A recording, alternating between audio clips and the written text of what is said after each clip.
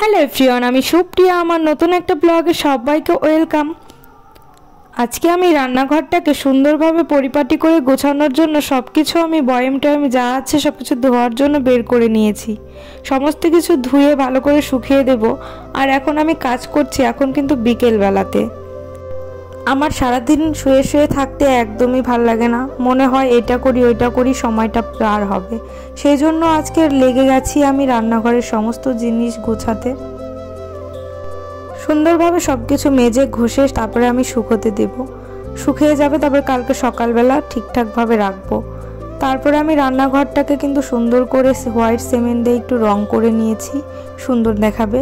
আর আমি একটা স্টিকার এনে রেখেছিলাম, সেই স্টিকারটা লাগানোই হয়নি। ভেবেছি যতদিন ঠিকঠাক করে ঘরবাড়ি রং না করছি ততদিন আর কিছু করব না, কিন্তু মন চাই একটু একটু করে গোছাতে, ভালো লাগে। কিন্তু কথায় আছে সংসার সুখী হয় রমণীর গুণে, কথাটা কিন্তু একদমই বাস্তব কথা। ছোটবেলায় পুতুল পুতুল খেলা, রান্নাবাটি খেলা, সেগুলোই আমাদের জীবনে বড়বেলায় হয়ে দাঁড়ালো। প্রতিটা ঘর সংসারে কিন্তু মেয়ে মানুষ ছাড়া হয় না, যতই পুরুষ থাকুক না কেন। পুরুষ থাকবে বাইরের কাজের জন্য, আর মেয়ে থাকবে আর কি বউ থাকবে, স্ত্রী থাকবে বাড়ির ঘরের কাজের জন্য। যেমন একটা পুরুষ ছাড়া সংসারই হয় না, সেরকম একটা নারী ছাড়া সংসারই হয় না। ছোটবেলায় দেখেছি মা কাজ করত, সেই কাজগুলোকে কত ভালো লাগতো। একটু যখন বড় হতে লাগলাম, মা বলতো একটু ঘরটা ঝাড় দে, দেবো না, আমার টিউশন আছে, আমি এখানে যাব সেখানে যাব, খেলবো, আমাকে ও ডাকতে এসছে। এইভাবে আমরা কাটিয়ে দিতাম। এখন মনে হয় কাজ করতে করতে, এখন মনে হয় কি বলতো, যে আমার কাজটা যদি অন্য কেউ একটু করে দিত তাহলে বেশ ভালো হতো, আজকের দিনটা একটু রেস্ট নিতে পারতাম। তাই কিনা বলো? সেই মায়ের কথাগুলো এখন মনে পড়ে যায়।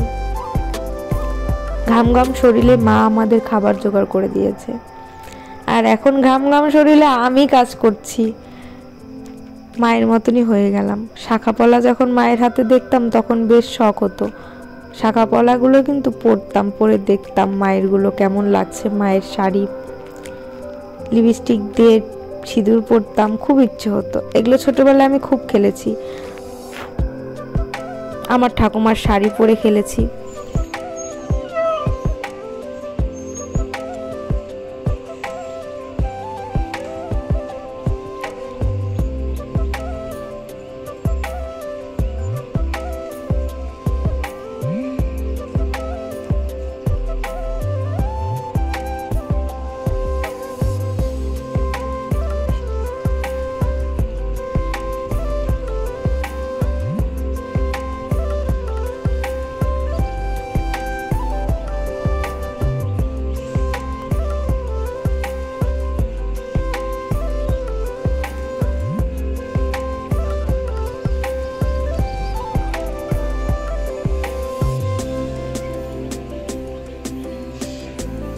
গেট খুলেছি, ও যাচ্ছে গঙ্গারামপুরের দিক, আর কুকুর দেখো ওকে ডাকছিল আর কি। এরকম আমরা বুঝতে পারি, তোমরা আসলে বুঝবে না, কারণ যার যেটা বাড়িতে থাকে তারাই বুঝতে পারে। এই কুকুরটা আমরা বাড়ি করার পর থেকে আমাদের এখানে থাকে। তারপরে দেখো বিকেলবেলার দিক আমরা একটু ঘুরতে বেড়ালাম, ভিডিও করে তোমাদের সাথে একটু শেয়ার করলাম। তো যেটা বলছিলাম, আমার ঠাম্মার শাড়িও আমি পরে ফেলেছি, ঠাম্মা সেজেছি, পাড়ায় পাড়ায় গিয়েছি, শাড়ি পরেছি, মানে এইসব না খুব ভালো লাগতো। আমি খুব খেলেছি শাড়ি পরে, বউ বউ সেজে। আমার তখন না খুব ইচ্ছা হতো, ছোটবেলার থেকে সব মেয়েরই একটা শখ যে বউ সাজবো, সবারই জীবনের শখ। আমারও জীবনে শখ ছিল বউ সাজবো, বউ সেজেছি, বিয়ে করেছি, সংসারই করছি, বেশ কিন্তু মজাদায়ক একটা ব্যাপার আছে।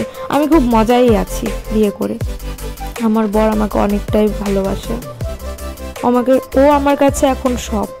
মা বাবার পরে কিন্তু বরই সব, আর আমার কাছে ও এখন সব। সত্যি কথা বলতে, আমার বর আমাকে খুবই ভালোবাসে, আমি আমার বরকে খুবই ভালোবাসি। দুজনের টুনাটুনি সংসারকে আমরা এইভাবেই তৈরি করছি। ভালোবাসা না থাকলে হয়তো হতো না, হতো বলো? হতো না। যাদের ভালোবাসা আছে তারাই এই সংসার জীবনটাকে বেশি মজার করতে পারে, আর যাদের কিন্তু এরকম ভালোবাসা নেই, কত ঘরে ঘরে শোনা যায় ডিভোর্স ডিভোর্স ডিভোর্স। ভালোবাসা না থাকলেই তো সেটা হয়। দুজনের কিন্তু পরস্পরে পড়ে না, শুধু সংসার করলেই হয় না, ভালোবাসাটাও কিন্তু লাগবে, সেটাই বড় কথা।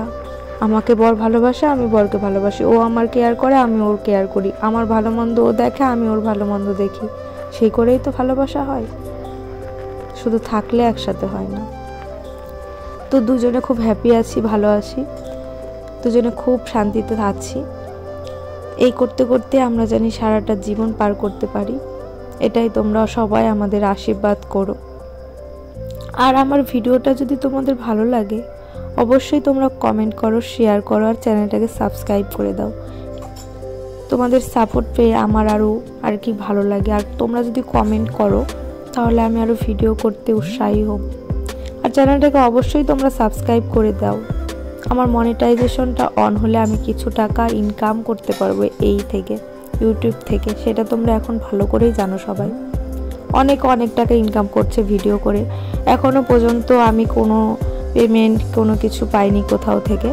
তো আমি জাস্ট আমার ভিডিও করি, আমি ভালো লাগে করছি, যদি কোনো দিন সফলতা পাই নিজের পায়ে একটু দাঁড়াতে পারবো এই ইউটিউব চ্যানেল থেকে, এটাই আশা করে আছি, আর কিছুই না। তো এখানে আমি সন্ধ্যাবেলাতে একটু টিফিন করে নিলাম ঘুরে টুরে এসে। আর ভিডিওটা ছিল এই পর্যন্তই, কালকে আবার তোমাদের সাথে দেখা হচ্ছে। ততক্ষণ তোমরা ভালো থাকো, সুস্থ থাকো।